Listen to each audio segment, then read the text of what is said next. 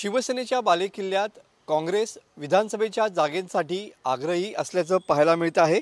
रत्नागिरी जिल्ह्यातील 3 जागांसाठी काँग्रेसच्या जिल्हा प्रभारी यांच्याकडे मागणी करण्यात आलेली आहे।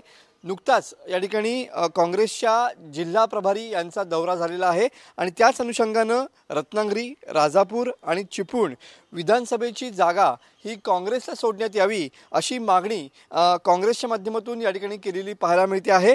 राजापूर विधानसभेवरती काँग्रेसचे जिल्हाध्यक्ष अविनाश लाड तर चिपळूण आणि रत्नागिरीच्या जागेवरती काँग्रेस कार्यकर्त्यांनी या ठिकाणी आग्रह धरलेला आहे की ही जागा काँग्रेससाठी सुटावी।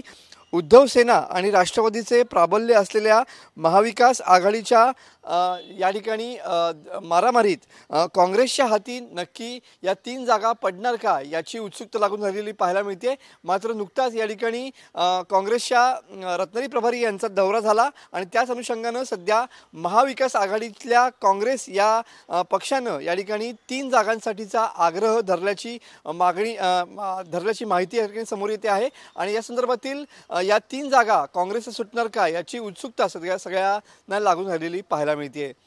कॅमेरामन समीत गजनेसह मी मनोज रेले, TV9 मराठी, रत्नागिरी।